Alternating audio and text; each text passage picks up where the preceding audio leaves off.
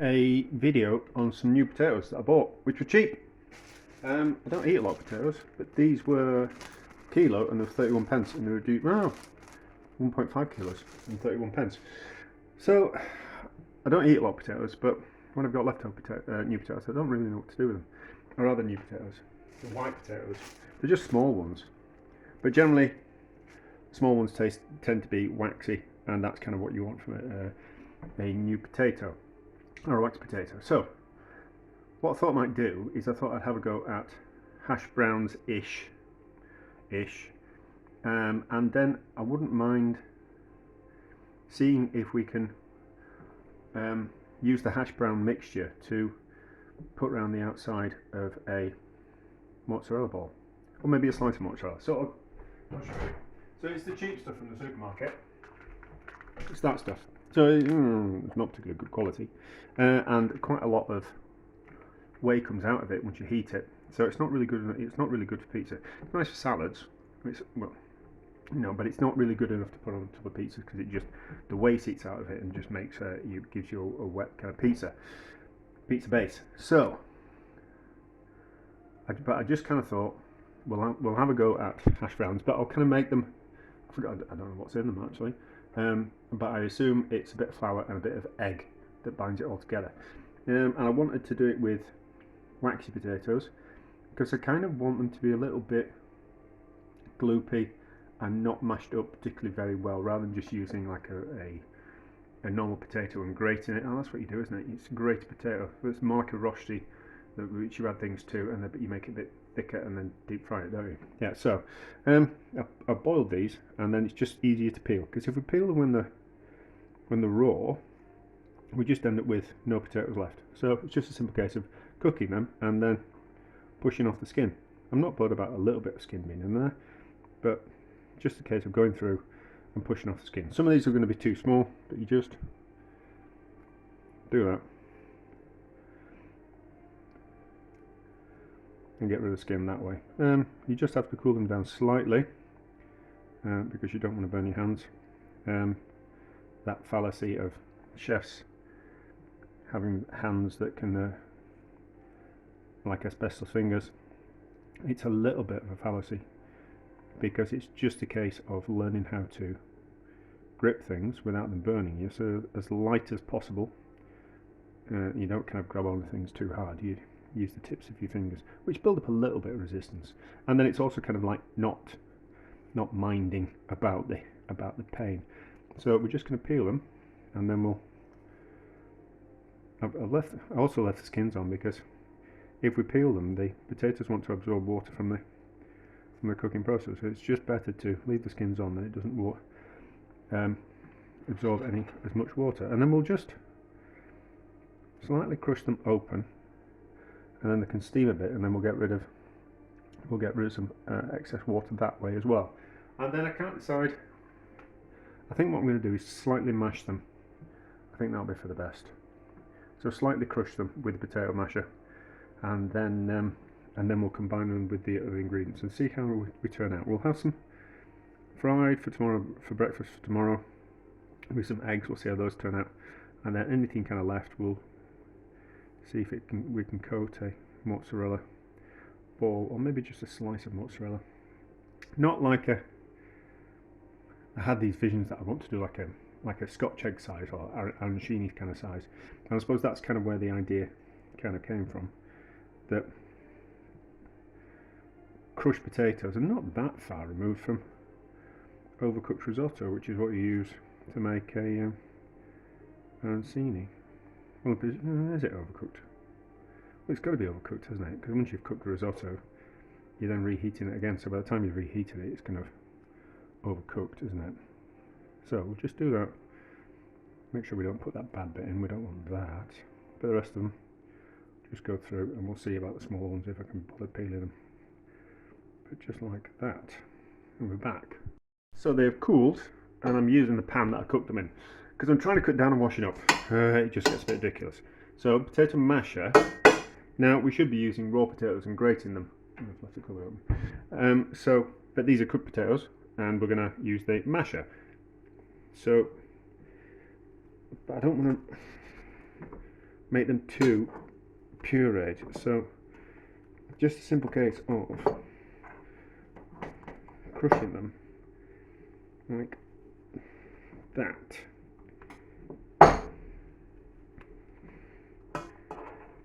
If that can make sense. Normally I'd be a lot more savage with potatoes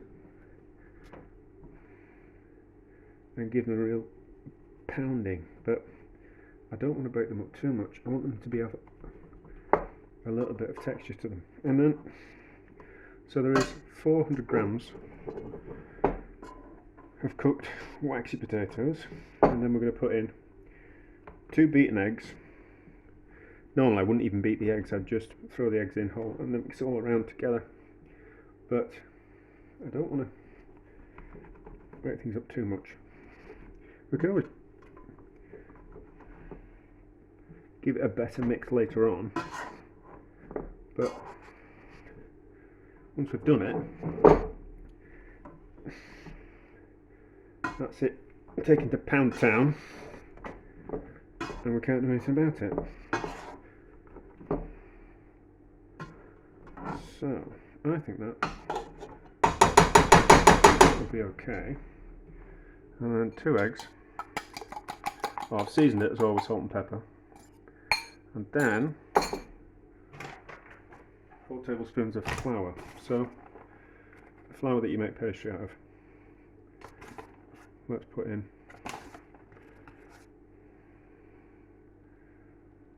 3 to start off with. Yeah, that last bit of egg in there. And then we'll mix it with this fork. Let's see what happens. I probably am going to put in another tablespoon of flour, but you can always add a little bit more. Very difficult to take it out. Well, we couldn't take it out. What we'd have to do is we'd have to add more potato, which is not always something that we can do. So I was thinking about this, and it's almost like a gnocchi. Yeah, I'll take another tablespoon of flour with that. So another tablespoon of flour, rounded, not like heap. I think that'll be enough. We're washing the spoon now, so we're not going to be putting any more flour in.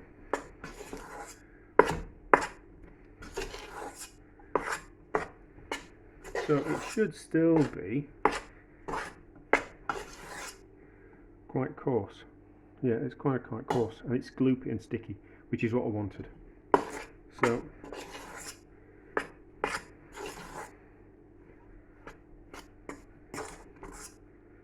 yeah, so I suppose we could have just added everything in and then mashed it.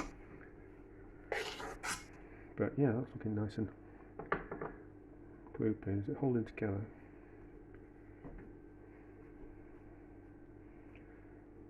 Yeah, that's going to hold together. That's going to hold together. So I'm not going to do it tonight. I'm going to do it tomorrow morning. So we should be able to get a disc of mozzarella in there, and then put another one on top, and then fry it like that. But then we'll also just kind of make some normal hash browns. But just a way of using up some. I'm not using up some potatoes. I bought them especially. But in the times when I've got some leftover potatoes, or you've got some leftover potatoes, this is what you can do with it.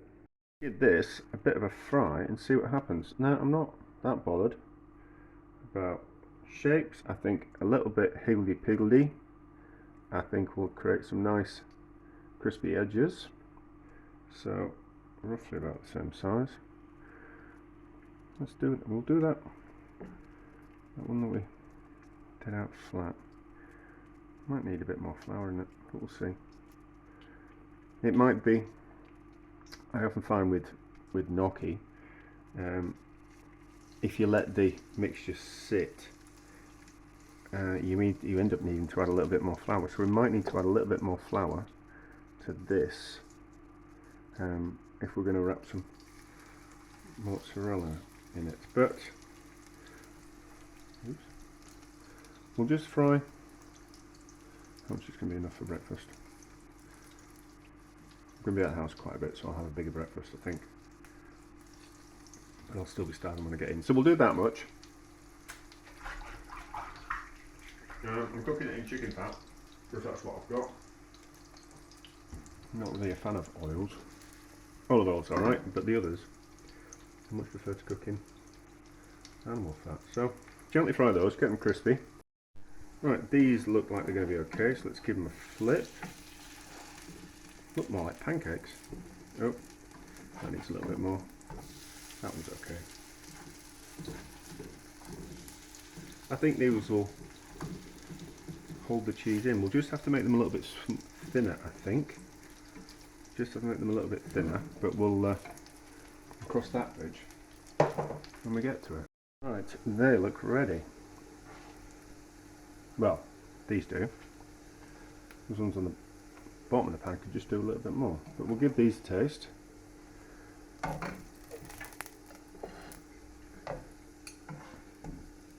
no, that's better. That's slightly better.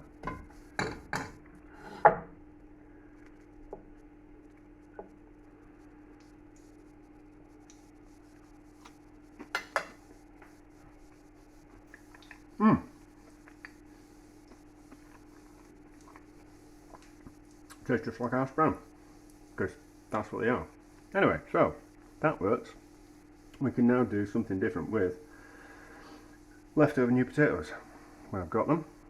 A bit of mozzarella in the centre of this mixture. So it's gone a little bit sticky overnight, so I've had to add a little bit more flour. Now I think that's because the moisture is activating the gluten in the flour. That's really sticky, isn't it? I don't think this is going to work. I think this will be a case of it's only going to work if we make it fresh. We might have to dust in a little bit of flour on the outside. I don't think that's going to seal. I think it's just too sticky. Just too sticky. See, you can't. Yeah, and then flour and a breadcrumb will be a problem. Yeah, that's just going to want to fall off. I don't want to add any more flour to it either. Right, let's take that out of there. That's going to turn into a mess. I need to put some more flour in to firm that up. And clean off my hands and turn down the gas.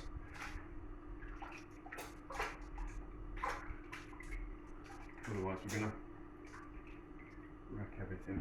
So turn that gas right down, and we're going to have to add some more flour. Just too wet.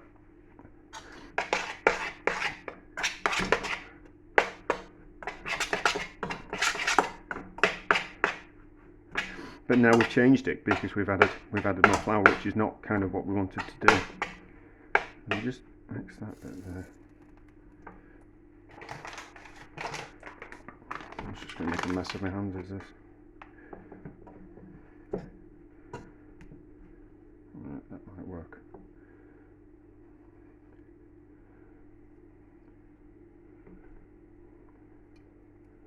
I don't think we're going to be able to make a ball out of this.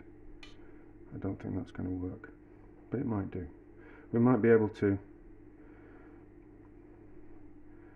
flour and breadcrumb it, which I was going to do anyway, but that might just keep it.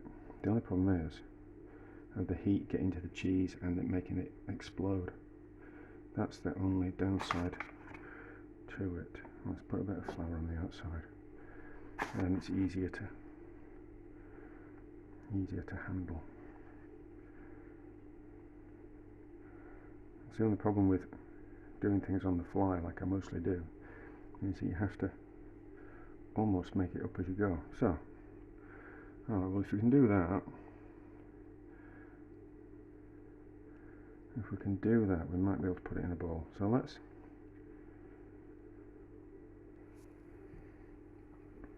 cook that and see what happens.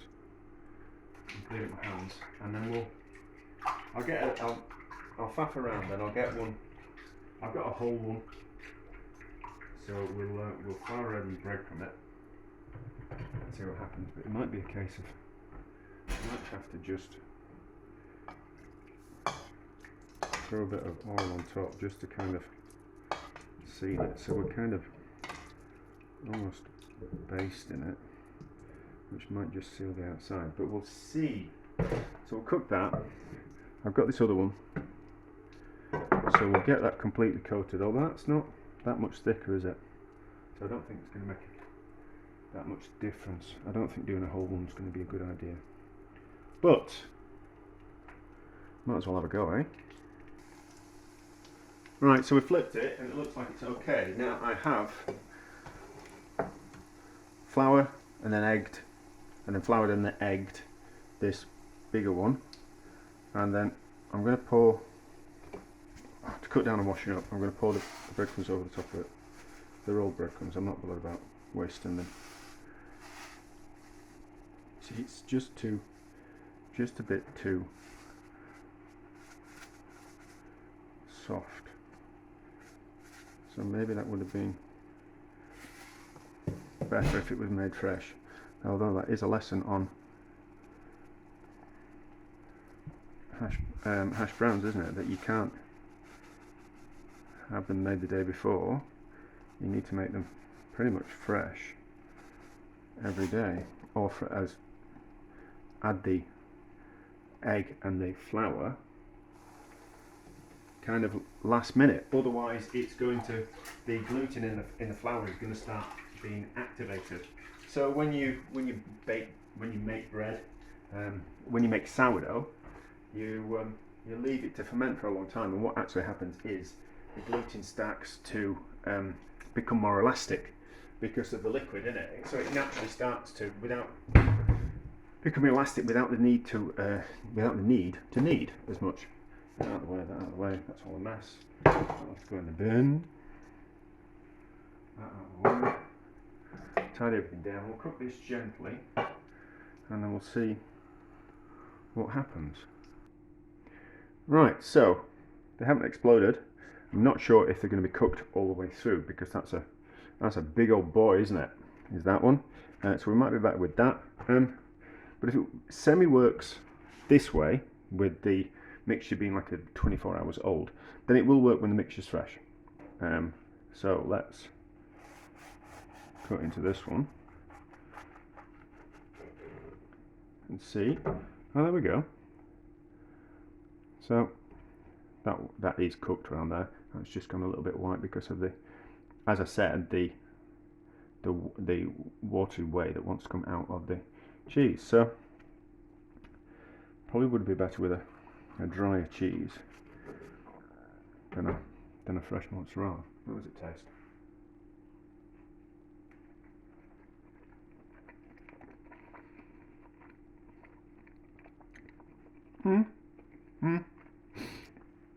I think it's better with. You can buy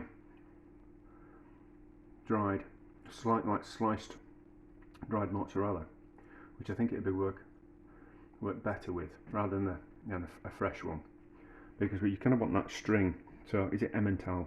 Or Emmental would probably be a better cheese, but that works. We can put that in the centre of there, and as long as we make the mixture fresh, that works. So what about the big boy? Pretty much the same, I think. Pretty much the same. Now you see, it's just not going to get, it's too thick to get hot enough to kind of melt the cheese. No, that cheese is just like room temperature in the centre. So it needs to be thinner. But not bad. I mean, there's a bit of an experiment. What does it taste like around the outside? No, I think, but it just needs to be thinner, and it needs to be a different cheese.